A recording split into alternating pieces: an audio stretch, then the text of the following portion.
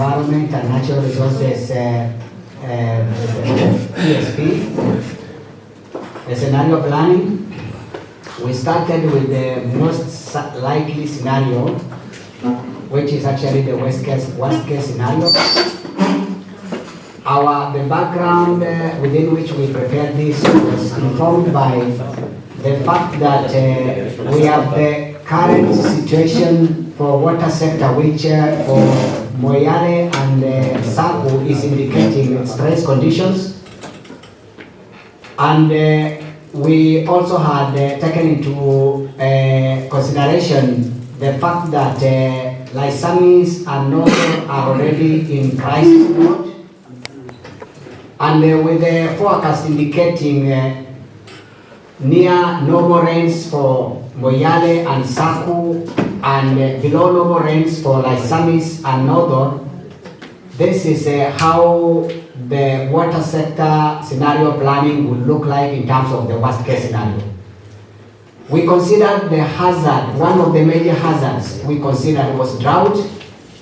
And one of the key assumptions and risk factors that we took into consideration is the fact that in an event that we will have depressed rains, 70 to 85% of our surface water sources will dry up.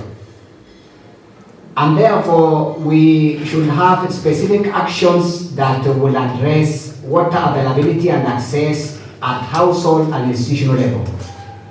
And in this, we have planned out major hotspots that are likely going to require water tracking support.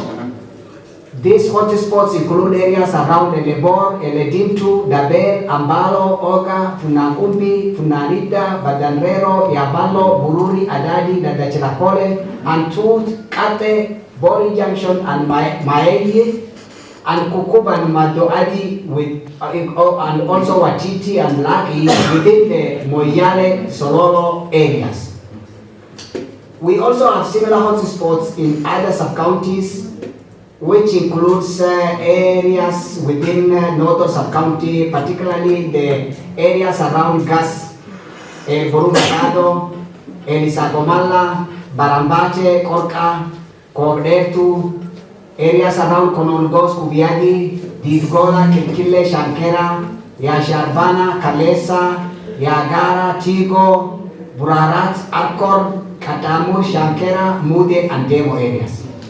And other hotspots within Laisami sub-county that includes areas around Kor, Bala, Namare, Parakoren, Arge, El Moro, and parts of Kambinye, Bagasi, and Ilmoti. For Saku sub-county, the key hotspots areas include areas around Sagate Jandesa, Kajaja, Manyatajiro, Oroharo, Kiwanyandege, Dirib, Karare, Parkishon, Pus, and Badas and Songa. Now, in terms of this particular assumption, the number of population that could be affected are around 6,000 households. And therefore, the key advisories that we need to prepare for this is one is to strengthen the governance of all major boreholes.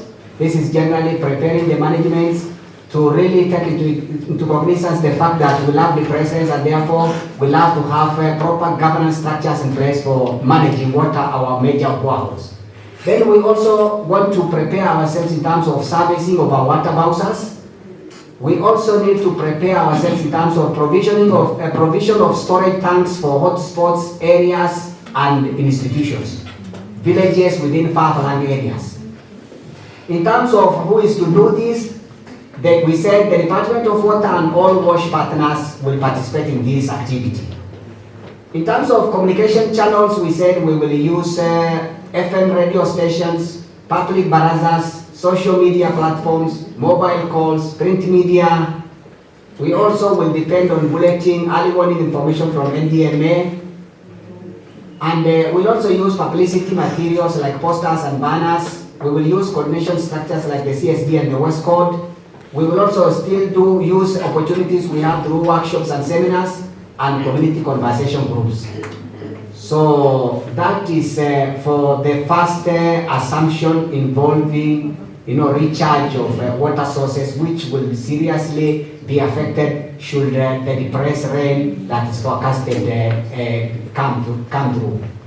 Then we also had another assumption where 60 to 70% of our boreholes could experience breakdown. I want to still draw the attention of everyone to a very clear position where if we don't receive sufficient rains across the county, the major water points that we will rely on are the boreholes. And therefore, in such a situation, we need to really prepare our response capacities in terms of strengthening our major boreholes. One of the critical support we will require here is that because of the frequent breakdown of our boreholes, we need to support our BRT, the borehole rapid response team. The key hotspots areas we want to consider during that occasion are generally strategic boreholes, boreholes within Walda, Bori, Oda, Mansile, Kinisa, Mixa. Within Moyale, these are among the major boreholes. We want to really ensure that in terms of our response, we have considered them as very critical. Then other boreholes like Boji, Tukana, Marine, Forole, Bumbisa, Shur, Burgabo, Lalesa, these are also some major strategic boreholes within the Noto sub-county. And other strategic boreholes within Loglogo, like Loglogo borehole, like Samis water supply, Camboy, Soriadi, Gudas, Lengima, Bulsan, borehole in Merile, Ririma, Turcha, Dahane, Sakandala, Durusi. These are also other major boreholes that we need to really respond to in terms of whenever a breakdown is reported. Here we expect about 8,000 households could require support because during that time it's expected that the boreholes will support water for multiple purposes. The key things we have to prepare ourselves for during that moment will be servicing of our crane vehicle, because the borehole rapid response team will require servicing of the crane vehicle so that they will undertake the maintenance and the operation of these boreholes. We also need to have the DSA for BRT members, fuel for the crane vehicle, and also fuel subsidy for some few strategic boreholes. In terms of the roles, the Department of Water, Environment and Natural Resources and other WASH partners will undertake that. The channel of dissemination of information is basically the same. We will rely heavily on FM radio program, public baraza. We will use social media platforms. We will also depend on bulletins, early warning bulletins from NDMA. We will use the coordination structures, particularly the West Coast and the CSG, and we'll also use any other opportunities like during the gathering around when we meet for workshops and seminars and also community conversations. So those are two major things I have handled. The surface water sources, where the recharge will be probably extremely low, and then the frequency of borehole breakdowns because boreholes are the major sources of water in the worst case scenario. That is the first hazard. So for drought, we handle those two major issues before I go to another hazard. The second hazard is flash floods. This also in the worst case scenario where we would end up experiencing flash floods. The assumption here is that 30 to 40% of major borehole infrastructure and systems will be destroyed. So, in terms of our the issues for consideration, one is we have to secure key borehole infrastructure and installations before flood, in anticipation of flash flood. The critical areas are areas around Bori and Uran, areas around Shur, Lalesa, Hawaii, areas around Soriadi, Gudas, Durusi, Loglogo, and Lengima. In terms of number of households that will be affected, there are about 1,000 households. Here we have to advise the settlements around flood-prone areas of Laisamis that could include Rontorio, Loglogo, Koya, Ilaut, Buya. We send out key advisories to these areas. Within Moyale, areas around Bori, Madoadi, Sololo, Ramat, Sololo, Makutano, Rawan, Uran, Goda, Malkadoke, These areas we have to send out advisories to them. Because in an event of a flash flood, they need to relocate to higher grounds.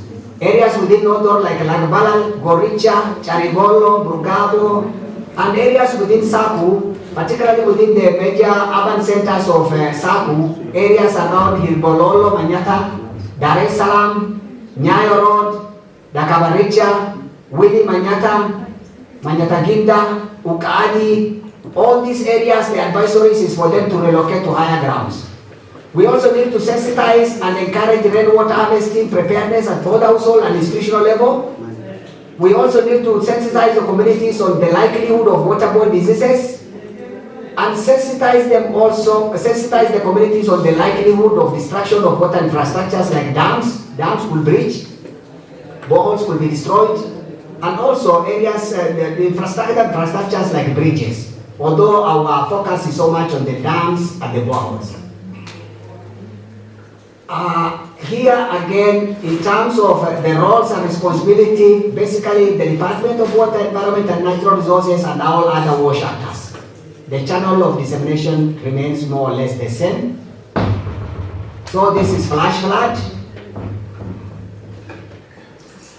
Another thing that could happen should a flash flood occur in a worst case scenario for water sector is that the assumption is that 60 to 75% of our surface water sources will be contaminated. This is also very critical. I think particularly areas that includes Moyale areas, such areas like Watiti, Yavalo, Kinisa, Gimbe, Funanyata, Antut, Batanrero, Dambalakachana, Kate, Tadacherele. These areas could be among the likely areas that could be affected during flash floods where contamination of our water sources could take place. Here we need to procure and distribute water treatment chemicals. That is the kind of likely activity that we will prepare ourselves for. I think here, in terms of quantifying the number of households that could be affected, we still wanted to refer to past data and fill this part. So there is a bit of gap. We want to quantify this data based on the kind of the past data, so we were not able to fully fill some of the parts. So I think the major thing we want to really provide a lot of our attention to is in the worst case scenario. That scenario, we really need to prepare ourselves very much because of the current situation and also the forecast that we have had yesterday from KMD. In terms of should we experience a moderate case scenario? In the moderate case scenario, the things that would change are the magnitude of the proportion of household, the proportion of population that will be affected that will change. It's going to be lower than what we'll experience in worst case scenario. And then in terms of the surface water sources that will dry up, this is the proportion is lower than what we have for the worst case scenario. I think those are the major two things that will vary, but the rest of the things basically are similar to what we have for the worst case scenario. The channels of communication are the same. The number of households affected will be lower than the worst case scenario. Those two things, the proportion, those are the two things that are likely going to happen. In terms of magnitude, for moderate, it's lower than what we'll experience in worst case scenario. Then the other aspect is the assumption is that again, 40 to 60% of borehole breakdown will occur. The breakdown is, the frequency is lower than what we will experience in worst case scenario. And the number of households affected will be lower. Those are the two important things I want to draw your attention to. Then in terms of, I think, the kind of response activities, servicing of current vehicle, this is the same thing that we also do in the worst case scenario. Then in terms of role of who will do what, the Department of Water and Environment and Natural Resources and all wash actors, and the channel of communications are similar. Move on. In the moderate case scenario, for flash floods, still the proportion, the magnitude of the households affected will be lower, and also in terms of the borehole breakdown, also the frequency will be lower. But then here we say 20 to 30% of major borehole infrastructure and systems will be destroyed.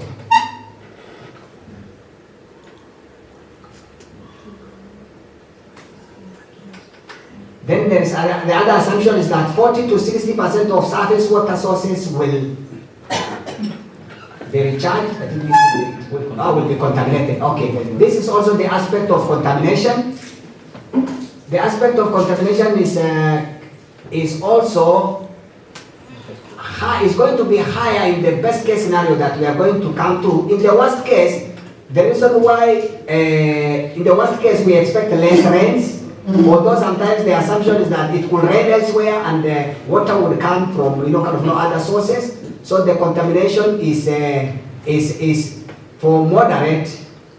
Let's compare, just move up and let's see how we quantify for worst case scenario for contamination. Here we said for moderate is 40 to 60%. Let's see whether the logic is. Here's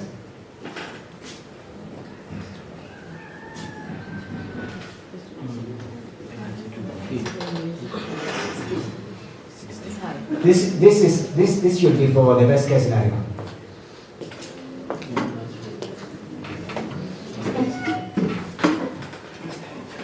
Anyway, I think I can just clarify the logic. Once you get the logic, you can always check the proportion and see if the proportion is what actually is also talking very well to our past reports and also to the issues that we're handling, the current situation and what we anticipate.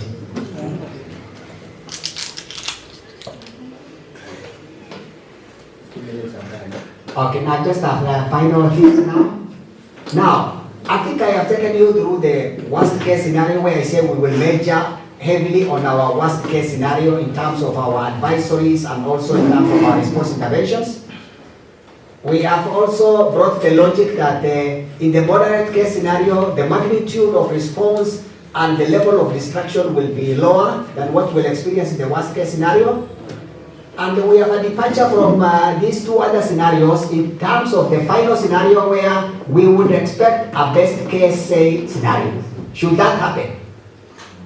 Which from the forecast, it seems very unlikely, but because in a scenario planning we have to have all the scenarios, we also had to work around what will be the best case scenario that we will experience. The best case scenario paint a picture of 75 to 85% of our surface water sources will be recharged. That is one assumption. And should that happen, then we will not have a lot of challenges in terms of the number of people that will require support and also the kind of our response intervention. In this scenario, 75 to 85% of our surface water sources are recharged. There is one challenge that will come up which will require some form of response intervention, and that is about the quality of water within those water sources. So here we say, in collaboration with the Directorate of Public Health, we will undertake stockpiling and distribution of water treatment chemicals at point of use, particularly for households and institutions. That's a major thing that we'll do during that scenario, when in an event that we experience that scenario. So, and the number of households that will require water treatment chemicals will be, proportion is quite a bit high. About 4,500 households will require this support.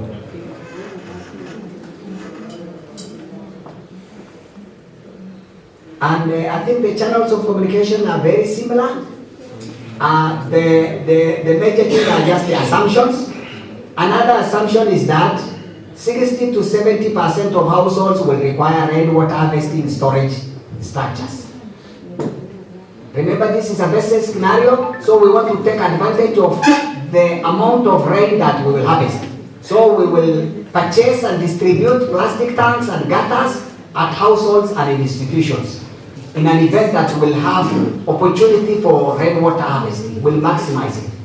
We will target areas around Sesi, Teso, Somare, Butiye, Helu, Sololo Town, Anola, Madwadi, Dambalafachana, generally major urban centers that have challenges of rainwater harvesting at household and institutional level. We will target areas around Manyatajiro for Saku, institutions and households within Karare, Badasa, Songa, Dirib, Jaldesa, and also areas around Gas, Barabate, and Sakomala. These are traditionally water scarce areas. So if we end up with good rains, we need to take advantage of that rains and maximize on rainwater harvesting. That's the communication. I think in terms of advisories, we will send out advisories that similar advisories such as this advise the settlements around flood-prone areas or Lysamis. These flood-prone areas have to receive these advisories. That during heavy rains, we will probably experience flash flood, and therefore areas within flood-prone areas, settlements need to relocate to higher ground. That's the advisory. Along with, I think, other advisories, particularly we are targeting rainwater harvesting. So also, sensitize the community. Just over half an hour. Yes. Okay, I think I have almost finalized my communication. The final thing is the frequency of borehole breakdown will go down 10 to 50% in some few areas that could probably, areas such as Walda, Bori, Mansile, we might experience, destruction of boreholes, especially within the flood-prone corridors. The number of households is relatively low, 500 households, and this also we have to support BRT to relocate and undertake protection of borehole equipment. So the key role, the role is mainly the department and other partners, and the channel of communication is very similar. I think